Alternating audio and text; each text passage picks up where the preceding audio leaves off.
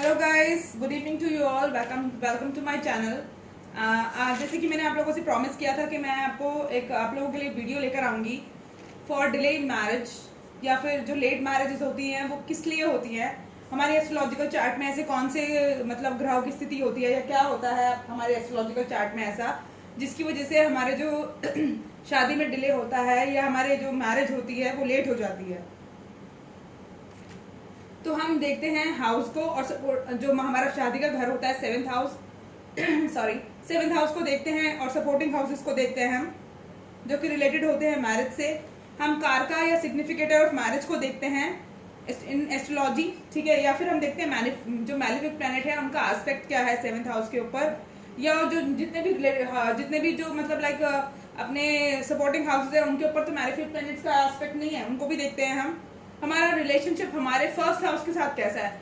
हमारा जो first house होता है वो लग्न होता है हमारा, यानी कि वो हमारी पर्सनालिटी को दर्शाता है, और सेवेंथ हाउस जो होता है उसके बिल्कुल सामने वाला घर वो दर्शाता है हमारे सेवेंथ हाउस जो होता है हमारा स्पाउस को की पर्सनालिटी को दर्शाता है। और हमारा जो मैरिज कैसा होगा, मैरिज डिले होगा या जल्दी होगा, उस चीज को भी हम सेवेंथ हाउस से देखते हैं। उस सेवेंथ हाउस को हम भाग्य स्थान भी कहते हैं। अब हम क्या देखते हैं, हमारा जो सेवेंथ हाउस का जो प्लैनेट है, सपोज कीजिए कि आपका सेवेंथ हाउस का प्लैनेट मतलब मालिक हो गया वीनस, तो सभी की जो कुंडली है उसके हिसाब से अलग अलग जो होगा वो सेवेंथ हाउस का मालिक बिल्कुल डिफरेंट होगा। किसी का जुपिटर होगा, किसी का मार्स होगा, किसी का सैटर्न होगा, किसी का मतलब चंद्रमा होगा, किसी का वीनस होगा, अलग अलग प्लैनेट्स होते हैं। तो वो हम देखेंगे कि सेवन हाउस का जो मालिक है, सेवेंथ हाउस लॉर्ड, वो कंबस्ट तो नहीं है। कंबस्ट का मीनिंग मैं आपको फर्दर इन वीडियो बताऊंगी। और आप सभी से रिक्वेस्ट है कि इस वीडियो को शुरुआत से लेकर एंड तक देखिए, इसमें मैं आपको रेमेडीज भी बताऊंगी और हर चीज को हम डिस्कस करेंगे। तो हम ये सब चीजें देखते हैं। अब हम क्या देखेंगे कि जो हमारा सेवेंथ हाउस है, सेवेंथ हाउस का लॉर्ड है, ठीक है, वो तो इम्पोर्टेंट रोल प्ले करता ही है। अब जो लड़के होते हैं वीनस, उनकी जो मतलब लाइक उनकी कुंडली के अंदर वीनस का बहुत इंपॉर्टेंट रोल होता है। जैसे कि हमने पहले भी डिस्कस किया था कि वीनस जो है शादी का कारक भी होता है लड़के और लड़कियों की कुंडली में। और वीनस जो होता है स्पेशली मेल चार्ट में, वो उनकी गर्लफ्रेंड को, उनकी माँ को, जितनी वीमेंस है उनकी लाइफ में उनको दर्शाता है। क्योंकि हम ये शादी की बात कर रहे हैं, क्योंकि हम बात कर रहे हैं कि मतलब लाइक डिले इन मैरिज, तो इस मतलब लड़कों की कुंडली में ये हम वीमेंस को या उनकी गर्लफ्रेंड्स को देखेंगे या उनकी वाइफ को देखेंगे।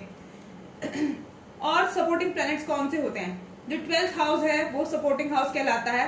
उसे हम अपना फैमिली का हाउस भी कहते हैं। अगर हमने अपनी फैमिली के अंदर फैमिली के साथ हमारे रिलेशनशिप कैसे हैं उसको भी हम सेकंड हाउस से देखते हैं। 7th हाउस, फैमिली से गेन कितना होगा, हमें जो हमारे गेन्स हैं, हमें फैमिली से कितना प्रॉफिट मिलेगा, वो हमारा 11th हाउस दर्शाता है। या फिर हम अपनी फैमिली को कितना गेन प्रोवाइड कर सकते हैं, वो भी हमारा 11th हाउस जो है रिप्रेजेंट करता है। किसी भी तरह का गेन, चाहे वो हमें अपनी फैमिली से हो रहा हो या हमें हमारी फैमिली को हमसे हो रहा हो, वो 11th हाउस जो है दर्शाता है। 4th हाउस हमें जो होता है हैप्पीनेस का हाउस होता है। 4th हाउस होता है मदरली नरिशमेंट का। 4th हाउस होता है फॉरेन लैंड का। 4th हाउस होता है गवर्नमेंट का। 4th हाउस होता है हमारे मतलब भूमि, गाड़ी और वाहन का। तो 4th हाउस भी बहुत ज्यादा खुशियां देता है हमें, इसलिए 4th हाउस का भी बहुत इंपॉर्टेंट रोल है हमारी डिलेड मैरिज में या फिर लेट मैरिज में, ठीक है। अच्छा, और क्या होता है हमारा 12th हाउस। 12th हाउस होता है सिग्निफिकेंट, वैसे तो उसको 12th हाउस को हम हाउस ऑफ लॉसेस भी कहते हैं, बट जो 12th हाउस है वो बेड प्लेजर्स को भी दर्शाता है। तो शादी के लिए सेक्सुअल रिलेशनशिप अपने पार्टनर के साथ बहुत इंपॉर्टेंट होते हैं। अगर वहां पर भी कोई मैलिफिक प्लैनेट या क्रूर ग्रह की दृष्टि पड़ रही है और अगर वो भी कंबस्ट हुआ है तो डेफिनेटली उसके अंदर भी प्रॉब्लम होगी। उसकी अगर वो मतलब डिफेक्टिव हो गया है या मैलिफिक उसको देख रहे हैं या किसी क्रूर ग्रह की दृष्टि पड़ रही है, कंबस्ट हो गया है, तो आपके पार्टनर के साथ आपके सेक्सुअल रिलेशनशिप जो है वो ठीक नहीं रहेंगे। उसकी वजह से आपके बच्चे जो है उनको भी डिले हो, मतलब उनको पैदा होने में भी डिले होगा। तो ये 2-3 चीजों को जो है दर्शाता है। मैरिज में डिले करता है, सेक्सुअल रिलेशनशिप में भी प्रॉब्लम रखता है, और बच्चे भी जो है आपके लेट होते हैं। तो ये भी 12th हाउस भी बहुत इंपॉर्टेंट रोल प्ले करता है। अब जैसे कि मेल की कुंडली में जो होता है वीनस बहुत इंपॉर्टेंट रोल प्ले करता है। तो वीनस को देखिए गाइस, स्पेशली मैं मेल्स की बात कर रही हूँ। आप वीनस को देखिए कि वीनस जो है वो 7वें घर का मालिक अगर आपका है अगर वो 7वें घर का मालिक है तो उसके ऊपर कोई क्रूर दृष्टि तो नहीं, किसी प्लैनेट की क्रूर दृष्टि तो नहीं पड़ रही। क्रूर दृष्टि के प्लैनेट्स कौन कौन से होते हैं? सन कहने को हमारा भगवान की कैटेगरी में आते हैं, वो हमारे मतलब लाइक उन्हें पूजते हैं हम, देवताओं की कैटेगरी में आते हैं। बट उनका तापमान, उनकी जो टेम्परीमेंट है, उनका जो टेम्परेचर है वो इतना हाई होता है कि अगर कोई भी प्लैनेट उनके करीब आया तो वो जल जाता है। इसे हम कंबस्टन ऑफ प्लैनेट्स भी कहते हैं। कंबस्टन मतलब वो उन ग्रहों को जला देता है। ग्रह लिटरली नहीं जलते, बट कहा ऐसे जाता है कि वो प्लैनेट जो है जल गया। क्यों? क्योंकि सन का तेज इतना ज्यादा होता है, अगर वो किसी शादी के कारक के साथ अगर वो बैठ गया तो डेफिनेटली उसकी जो अपनी पर्सनैलिटी है वो तो मतलब दिखेगी ही नहीं, उसका असर तो होगा नहीं आपके ऊपर, सन का असर होगा। तो सन जो है वो डिले इन मैरिज कराता है, इसीलिए कहते हैं कंबस्टन ऑफ प्लैनेट। तो आप देखिए कि सन के साथ तो नहीं बैठा, या वीनस राहु, वीनस जो है आपका शादी लड़कों की बात कर रही हूँ मैं, वो किसी राहु केतु के साथ या शनि के साथ या मंगल के साथ तो नहीं बैठा। अगर वो इस तरह के मैलेफिक प्लैनेट्स के साथ भी बैठा है तो भी आपकी शादी में डिले होगा। अच्छा, लड़कियों के लिए भी यही सेम बात होती है, क्योंकि लड़कियों ये वीनस जो है शादी का कारक होता है दोनों की कुंडली में।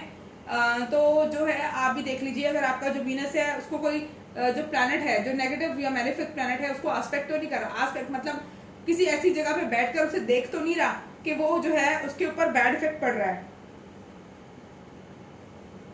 या वो राहु केतु या फिर मंगल या शनि या सूर्य के साथ तो नहीं मतलब बैठा, उसके साथ कंजंक्शन में तो नहीं है। कंजंक्शन मतलब इकट्ठे तो नहीं बैठा, एक घर के अंदर इकट्ठे तो नहीं बैठे ये लोग। और ये भी देखिए कि वो कहीं से आस्पेक्ट तो नहीं कर रहा, कहीं पर ऐसा तो नहीं कि वो जो आपका जो वीनस है वो नीच स्थिति में है। नीच स्थिति एज इन मैलेफिक होके बैठा है, या 0 डिग्री का पड़ा है, या वो मतलब 6, 8, 12 में पड़ा है। अगर वो इस तरह से है कहीं तो डेफिनेटली आपकी शादी में डिले होगा।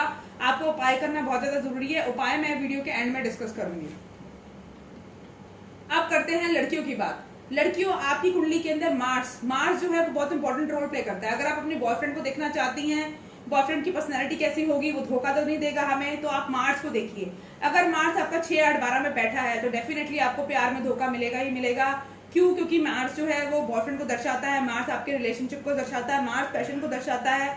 अगर आपका मार्स बुरी कंडीशन में पड़ा है तो डेफिनेटली आपको प्यार में धोखा मिलेगा। वो आपको चीटर, जिस पर्सन के साथ आप इन्वॉल्व हो रहे हैं वो चीटर होगा, या उसकी पर्सनैलिटी कुछ इस तरह की होगी कि वो आपके साथ सेक्सुअल रिलेशनशिप रख के आपको छोड़ देगा।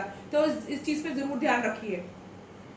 अच्छा, और अगर मार्स के ऊपर किसी बैड प्लैनेट का इफेक्ट पड़ रहा है, मैलेफिक का इफेक्ट पड़ रहा है, या मार्स आपके 7th हाउस को रूल कर रहा है, या मार्स जो है 1st हाउस में बैठ के 7th हाउस को देख रहा है, या मार्स आस्पेक्ट कर रहा है आपके 7th हाउस को, तो उससे भी आपका जो है डिले होगा मैरिज में। जुपिटर आपकी कुंडली में वैसे तो कारका ऑफ प्लैनेट जो मैरिज जो है वो वीनस है, बट लड़कियों की कुंडली में जो जुपिटर है वो हाउस को रिप्रेजेंट, वो हस्बैंड को रिप्रेजेंट करता है। तो हस्बैंड को रिप्रेजेंट करता है, यानी कि हम हस्बैंड को अगर देखना हो कि हस्बैंड की पर्सनैलिटी कैसी होगी तो हम जुपिटर को देखते हैं। जुपिटर किस हाउस में बैठा है उसको देखते हैं। जुपिटर नीच अवस्था में तो नहीं है, 0 डिग्री का तो नहीं पड़ा, बल है या नहीं है, वो किसी ऐसी जगह पे तो नहीं बैठा जहां पर उसके ऊपर मैलेफिक प्लैनेट्स की जो दृष्टि पड़ रही है, वो किसी नीच मतलब किसी ऐसी जगह पे तो नहीं बैठा जो मतलब लाइक 6, 8, 12 में है, या सन के साथ बैठा है, या जो है वो क्या कहते हैं कंजंक्शन में है इन प्लैनेट्स के साथ। तो ये सब बहुत इंपॉर्टेंट रोल प्ले करता है। तो आप अपनी कुंडली में ये सब देखिए। अच्छा, तो ये सब तो हो गई बात कि आप जो है मतलब लाइक अपने प्लैनेट्स को कैसे देखेंगे। अब क्या है अब क्या है कि जो मैलेफिक प्लैनेट्स होते हैं वो तो ये तो मैंने बता दी कि डिले करते हैं। और ये सब का कंजंक्शन का मतलब होता है जब आप ये जो मतलब वीनस के साथ, जुपिटर के साथ, या आपके 7th हाउस के जो मालिक है, 7th हाउस का मालिक कोई भी हो सकता है गाइस। 7th हाउस का मालिक आपका सैटर्न हो सकता है, मंगल हो सकता है। अगर 7th हाउस के मालिक के साथ देखिए, अगर आपका कोई पर्टिकुलर प्लैनेट या तो सूर्य हो गया, या आपका शनि हो गया, या कोई भी और इवन मतलब कोई क्या कहते हैं मैलेफिक प्लैनेट अगर आपका 7th हाउस को रूल कर रहा है ना, तब शायद वो इतना डिले नहीं करेगा आपकी शादी के अंदर। क्यों? क्योंकि वो 7वें घर का मालिक है, और कोई भी ग्रह अपने घर को बर्बाद नहीं करता। कोई भी अपने घर को खराब करता है क्या? नहीं करता ना। अगर वो 7th हाउस को अगर आपके रूल कर रहा है तब शायद इतना डिले ना हो, बट फिर भी डिले होगा। तो इन मैलेफिक प्लैनेट्स को आप देख लें एक बार, इनके उपाय कर लें। 7th हाउस के लॉर्ड का अगर बुरी कंडीशन में बैठा है तो उसके उपाय कर ले। इन सब के उपाय अगर आप करेंगे तो आपकी शादी में जो है वो डिले नहीं होगा, शादी आपकी ठीक टाइम पे हो जाएगी। अच्छा, और सैटर्न जो है, अगर सैटर्न जो मतलब लाइक सैटर्न का रोल बहुत इंपॉर्टेंट होता है आपकी शादी के अंदर। सैटर्न देख लें कि किसी तरह से सैटर्न जो है आपके 7वें घर पे दृष्टि तो नहीं डाल रहा। सैटर्न आपका 7th हाउस का रूलिंग प्लैनेट तो नहीं है, 1st हाउस में बैठ के आपके 7th हाउस को तो नहीं देख रहा। 7th इस तरह का कोई कंजंक्शन तो नहीं बना रहा आपके 7th हाउस के लॉर्ड के साथ, जिसकी वजह से डिले हो रहा है। सैटर्न जो है बहुत ज्यादा डिले कर देता है, क्योंकि वो बहुत ज्यादा कोर्स रफ, बहुत ज्यादा मतलब लाइक लेजी प्लैनेट है और बहुत ज्यादा हार्श प्लैनेट है। और वो क्या करता है, और उसको न्याय प्रिय है। अगर आपने पास्ट लाइफ में कुछ ऐसा किया है जिसकी वजह से जो मतलब आपके स्पाउस को हर्ट हुआ है, या आपने कुछ ऐसा किया है जिसकी वजह से जो है मतलब आपका 7th हाउस का वो लॉर्ड बना, तो डेफिनेटली वो आपकी शादी जो है 30 प्लस में जाके होगी। 30, 35, 36, 37 इस तरह की जो है मतलब इतने एज में आपकी शादी होगी। 35 से लेकर 38, 39 के बीच में भी हो सकती है आपकी शादी, या उससे भी ज्यादा डिले करा सकता है सैटर्न शादी आपकी।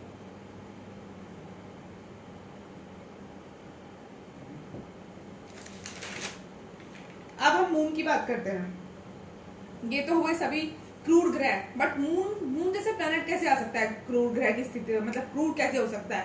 वो तो बहुत अच्छा प्लैनेट है, बहुत शांत है उसका स्वभाव। तो चलो सन का तो माना कि वो गर्म मतलब टेम्परीमेंट का होता है, लेकिन मून जैसे प्लैनेट वो कैसे कर सकता है हमारी शादी को डिले? मून भी करता है डिले। अब जानते हैं कैसे।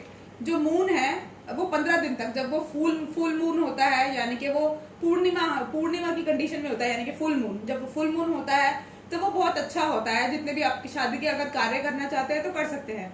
बट जब वो अमावस की स्थिति में होता है, या जब वो घटना शुरू होता है, उससे पहले वाले 3 दिन, अमावस का दिन और उसके बाद वाले 3 दिन कोई भी शुभ कार्य ना करें, स्पेशली शादी से रिलेटेड। अगर आपने शादी से रिलेटेड कोई भी कार्य करे तो शादी के बाद आपको जरूर प्रॉब्लम हो सकती है, शादी में डिले होगा ही होगा। शादी का अगर आपने रिश्ता जोड़ दिया किसी के साथ तो वो रिश्ता टूट भी सकता है, क्योंकि ये पीरियड जो होता है नेगेटिव पीरियड होता है। इसमें चंद्रमा की जो रोशनी है, स्पेशली अगर आपका 7th हाउस का लॉर्ड चंद्रमा है ना, या 1st हाउस का मालिक चंद्रमा है और 7th हाउस को देख रहा है, तो कतई ना करे ये, मतलब मैरिज को जोड़े ना इस पीरियड के अंदर, अमावस के अंदर मैरिज को ना जोड़े, क्योंकि उसमें चंद्रमा की जो पावर होती है वो बहुत ज्यादा कमजोर हो जाती है, और चंद्रमा जो है वो वीक हो जाता है। और जब वो वीक होता है ना, तो जितने भी बुरे जो मतलब लाइक वो होते हैं ना, लाइक तांत्रिक वगैरह विद्या या मतलब बुरी जो शक्तियां हैं वो प्रभावित करती हैं हमारी लाइफ को। तो इसीलिए अमावस के टाइम पर, अमावस से पहले वाला दिन 3 दिन, अमावस वाला दिन और अमावस के बाद वाले 3 दिन को कोई रिश्ता ना जोड़े किसी के साथ भी।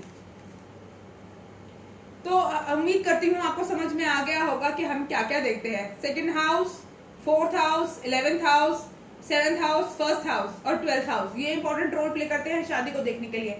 इनके ग्रहों को देख ले कि इनसे अगर आप सबकी कुंडली में अलग अलग होंगे, तो इनके अंदर कौन से ग्रह बैठे हैं, इनके घर के जो मालिक है, ठीक है। एक तो मालिक होता है घर का, जैसे सपोज करो आपके 1st हाउस का लॉर्ड, मतलब आपका जो लग्न लॉर्ड है वो आपका एरीज है, ठीक है, लेकिन उसके अंदर कोई क्रूर ग्रह बैठा है, तो उस मतलब लाइक 1st हाउस के लॉर्ड की कंडीशन क्या है और उसके अंदर कौन सा ग्रह बैठा है, ये तो ये भी देखना है आपको।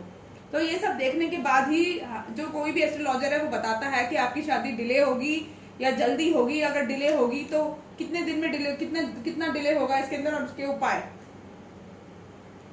अब तो ये तो हमने बात कर ली डिले और मैरिज के बारे में, और कौन कौन से ग्रह देखते हैं हम कि शादी के लिए, ठीक है।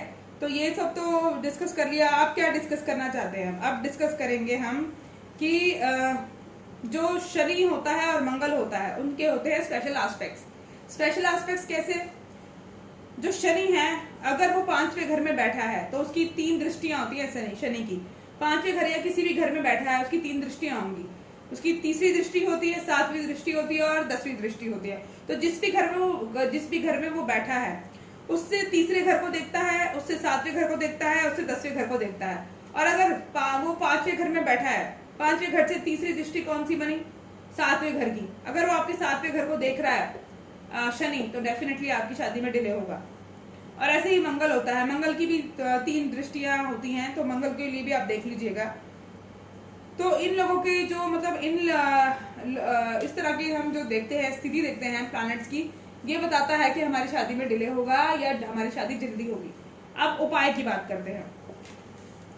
लड़कियों की शादी में अगर डिले हो रहा है तो वो कोशिश करें कि वो साउथ वेस्ट डायरेक्शन में ना सोए, ना ही वो साउथ वेस्ट डायरेक्शन में जाए किसी भी कार्य के लिए, या किसी भी मतलब उनका घर अगर साउथ वेस्ट डायरेक्शन में है तो घर बदल लें अपना। नॉर्थ ईस्ट डायरेक्शन में या नॉर्थ वेस्ट डायरेक्शन में जो घर होना शुभ होता है स्पेशली लड़कियों के लिए। और अगर आप जो है आपकी शादी में बहुत डिले हो रहा है तो सौंफ लें। सौंफ नहीं होती खाने वाली, हरी सौंफ जो हम खाते हैं रिफ्रेशमेंट के तौर पर, उसको 2 मुट्ठी लें और किसी गवर्नमेंट डिपार्टमेंट में जाकर दबा दें 43 डेज के लिए। अगर आपकी शादी में डिले हो रहा है तो 2 मुट्ठी सौंफ, हरी सौंफ जो हम खाते हैं रिफ्रेशमेंट के तौर पे, उसको लें। 43 डेज के लिए हम किसी ऐसे स्थान पे जाके जो कि गवर्नमेंट से रिलेटेड है, गवर्नमेंट स्थलों पे जाकर, स्थानों पे जाकर, संस्थाओं में जाकर उसे दबा दें, तो हमारी शादी में जो अगर डिले हो रहा होता है तो वो ठीक हो जाता है। या फिर किसी ऐसे स्थान पर जाके दबाएं जहां पर उस गवर्नमेंट डिपार्टमेंट की छाया पड़ती हो, छाया एज इन मतलब रिफ्लेक्शन पड़ता हो। सपोज करो कोई गवर्नमेंट डिपार्टमेंट है, आप उसमें जा नहीं सकते 43 डेज तक, तो 43 डेज तक आप किसी ऐसी जगह पे उस सॉफ्ट को दबा दो जहां पर उस संस्था की, गवर्नमेंट संस्था की परछाई पड़ती हो, ठीक है। तो इससे आपकी शादी में डिले जो है हो रहा होगा तो ठीक हो जाएगा। शनि के कारण अगर डिले है तो आपने क्या करना है, पीपल के नीचे, शनिवार के दिन पीपल के नीचे आपने दिया जलाना है, ठीक है। शाम होने से मतलब लाइक बिल्कुल रात नहीं करनी, शाम होने तक 5, 6, 7 बजे तक आप दिया जला दीजिए पीपल के पेड़ के नीचे। उससे आपकी शादी में अगर डिले हो रहा होगा, जल भी देना है, उससे अगर आपकी शादी में डिले हो रहा होगा तो वो ठीक हो जाएगा। अगर ये डिले हो रहा है मंगलवार की वजह से, मंगल की वजह से, तो आपने क्या करना है, मंगल के उपाय मैंने अपनी पहले भी प्रीवियस वीडियोस में बताए हुए हैं, वहां जाकर आप देख सकते हैं। शनि के भी अगर वजह से डिले हो रहा है तो तब भी आप मंगल के उपाय करेंगे तो शनि के अंदर भी आपको राहत मिलेगी। अगर सूर्य की वजह से आपको डिले हो रहा है, सूर्य आपका फर्स्ट हाउस में बैठा है, 7th हाउस में बैठा है, या कहीं से आपके 7वें घर के ऊपर जो है कंजंक्शन में है या एस्पेक्ट डाल रहा है, तो भी आप सूर्य के उपाय कैसे करेंगे, आपने तांबे के लोटे के अंदर जल भरना है, उसके अंदर सिंदूर, रोली और लाल कलर का फूल डालकर उसको प्रभावित मतलब लाइक उसको जल देना है, सूर्य को जल देना है। उससे आपका जो सूर्य है उसका तापमान कम होगा, वो उसका बैड इफेक्ट, मेलेफिक इफेक्ट जो है देना जो कम कर देगा और आपकी शादी इजीली हो जाएगी। आपने क्या करना है, अगर आपकी शादी तब भी नहीं है, मतलब आप सभी जानते हैं कि जो शिवजी जी है और पार्वती जी जो है, वो शादी के लिए जो भी लोग कपल्स जो होते हैं, स्पेशली लड़का लड़की, अगर उन्हें शादी के अंदर थोड़ी प्रॉब्लम आ रही है तो 16 सोमवार की व्रत बताते हैं। 16 सोमवार की व्रत करने से भी शादी के अंदर जो डिले हो रहा होता है वो ठीक होता है। आप 16 सोमवार का व्रत कीजिए या फिर आप क्या कर सकते हैं, 5 नारियल चढ़ाइए शिव जी के ऊपर और उनसे प्रार्थना कीजिए कि हमारी शादी के अंदर डिले हो रहा है, उस डिले को मतलब लाइक आप डिले मत कीजिए या मेरी शादी जल्दी करा दीजिए, इस तरह के आप प्रार्थना कीजिए। मंत्र मैं आपको बाद में बता दूंगी या डिस्क्रिप्शन बॉक्स में डाल दूंगी। मंत्र को मुझे एक्चुअली क्रॉस चेक करना पड़ेगा क्योंकि मंत्र अभी फिलहाल मेरे माइंड पे नहीं है। तो इस तरह के अगर आप उपाय करते हैं, या फिर आप क्या कीजिए, सावन जो होता है, सावन के अंदर अगर आप व्रत करेंगे ना, शिव जी के अकेले नहीं करने, गौरी जी को भी साथ में पूजना है। क्यों? क्योंकि इसका पीछे एक लॉजिक है। जो गौरी माँ थी, उन्होंने शिव जी को मनाने के लिए, आपको पता है शिव जी कितने जिद्दी थे, वो आसानी से मान नहीं रहे थे पार्वती माँ से शादी करने के लिए, तो उन्होंने कितनी आराधना करी थी शिव जी को मनाने के लिए, उनसे शादी करने के लिए। तो अगर आप शिव और गौरी को, ठीक है, शिव जी को और गौरी माँ को अगर आप साथ में पूजते हैं सावन के दिनों में और उनसे प्रार्थना करते हैं कि हमारी शादी जो है जल्दी हो जाए या हमारी शादी में जो डिले हो रहा है वो ना हो, श्रद्धा पूर्वक अगर आप इनकी पूजा करते हैं तो आपकी शादी के अंदर जो डिले हो रहा है वो नहीं होगा। तो आप ये उपाय करके देखिए और आपके जो काम मतलब बिगड़ रहे हैं या शादी में डिले हो रहा है उसमें आपको जो है आराम मिलेगा या आपके काम बन जाएंगे। Thank you so much and I hope आपको मेरा वीडियो पसंद आया होगा। अगर आपको मेरा वीडियो पसंद आया तो मेरे को बताइए कमेंट सेक्शन में कमेंट करके कि आपको मेरा वीडियो कैसा लगा, और अगर आप चाहते हैं मैं इसी तरह के और वीडियोस बनाती रहूं तो मुझे उसके बारे में भी इन्फॉर्म कीजिए। या अगर आप चाहते हैं सिर्फ मैं आपको पिका कार्ड रीडिंग्स करूं टैरो कार्ड से, या मैं आपकी मंथली रीडिंग्स करूं सिर्फ एस्ट्रोलॉजिकल साइंस के ऊपर, जितने भी जोडिक साइंस है, तो मैं उस तरह की वीडियोस बनाऊंगी। आपका इंटरेस्ट ज़्यादा जरूरी है। अगर आपका इंटरेस्ट इस तरह की वीडियोस में भी है और मतलब टैरो कार्ड्स में भी है तो मैं दोनों का मिक्सचर, जैसे कि मैं अभी तक बनाती रही हूँ, उस तरह का मैं मिक्सचर बनाऊंगी। तो आपका ओपिनियन बहुत ज़्यादा इंपॉर्टेंस रखता है मेरे लिए, मुझे बताइए।